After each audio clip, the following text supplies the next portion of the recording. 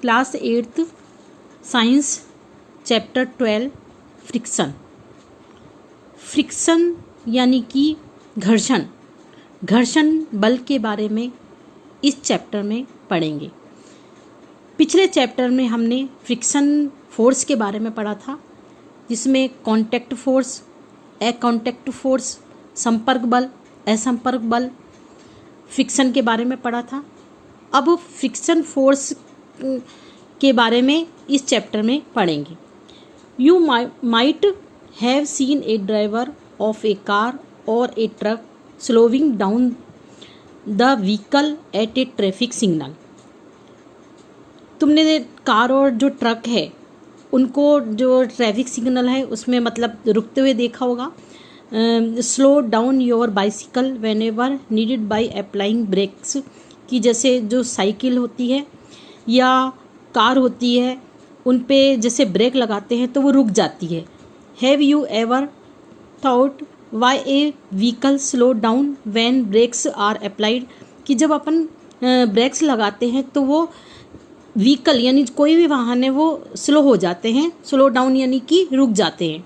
Not only vehicle, any object moving over the surface of another object slows down when no external force, कि जब तक वो गतिमान नहीं होते, जब तक कि कोई भी चीज वस्तु है वो अपनी जगह से गतिमान जब तक नहीं होती है, जब तक कि उसको एक्सटर्नल फोर्स यानी कि अतिरिक्त जो बल है वो नहीं लगाया जाता। Applied on it finally it stop, जब कोई वस्तु जैसे गतिमान है और तो धीरे धीरे वो रुक जाती है।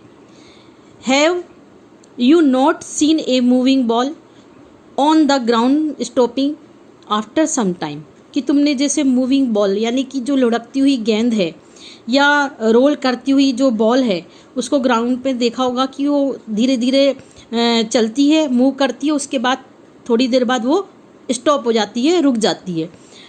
What do you sleep when we step on a banana peel, कि जैसे अपन कहीं जाते हैं तो कई लोग क्या करते हैं कि अपने बनाना जो केले के छिलके हैं उनको बनाना पील केले के छिलकों को इधर उधर पटक देते हैं, तो उससे क्या है हमारा जैसे पैर क्या होता है हम उसमें स्लिप हो जाते हैं।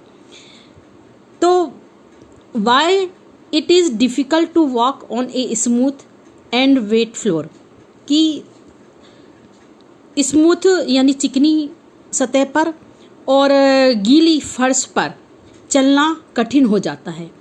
तो you will find the answer to such question in this chapter.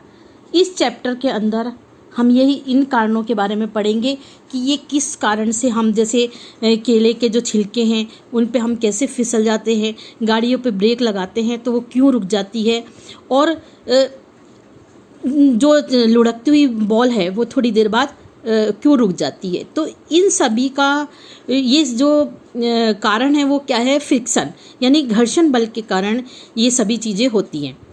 किसी भी चीज़ में जैसे किसी भी वस्तु पर घर्षण बल कम भी लगाया जा सकता है, जो फ्रिक्शन फोर्स है वो कम या ज़्यादा लगाया जा सकता है, जिसके कारण क्या है हमको जो स्मूथ जो जगह होती है चिकनी सतह पर या गीले फ्लोर पर जो फ्रिक्शन है रिड्यूस हो जाता है, कम हो जाता है, जिसके कारण हमको वहाँ पे चलने में कठिनाई होती है और वेट फ्लोर पे और चिकनी सतह पर। फोर्स ऑफ फ्रिक्शन, घर्षण के बल, घर्षण बल।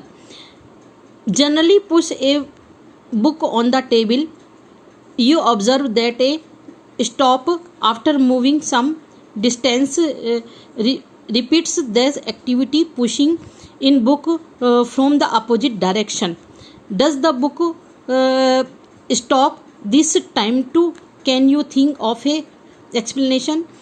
Can we say that a form must be acting on the book opposing its motion?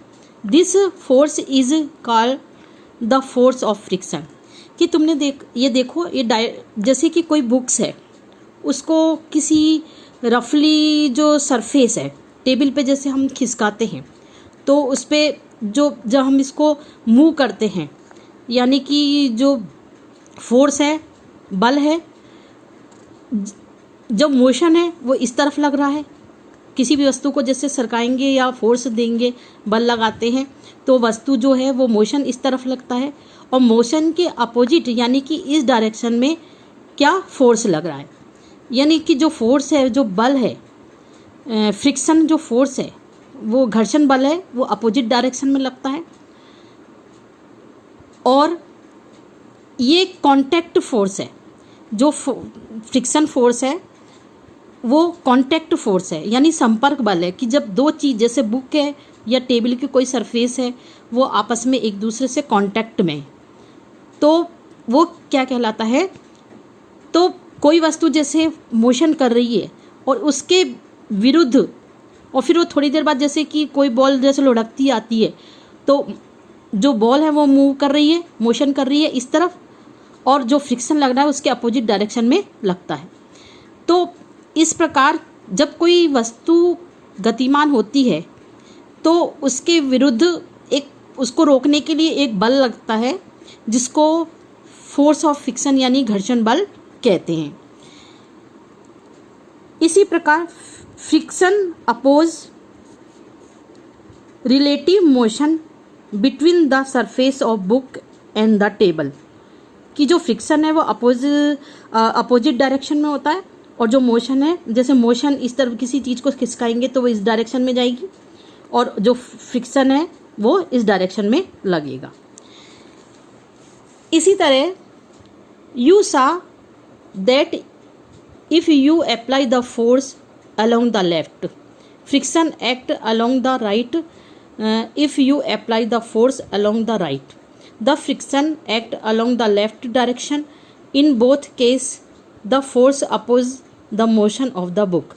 कि जैसे अब इस बुक को इस तरफ खिसकाते हैं तो जो फ्रिक्शन फोर्स है, फ्रिक्शन है वो इस तरफ लगता है, और जब कोई वस्तु इस तरफ मूव करती है, इस तरफ मूव कर रही है, तो फ्रिक्शन इस तरफ लगता है, इस तरफ उल्टी डायरेक्शन में यानी अपोजिट डायरेक्शन में लगता है।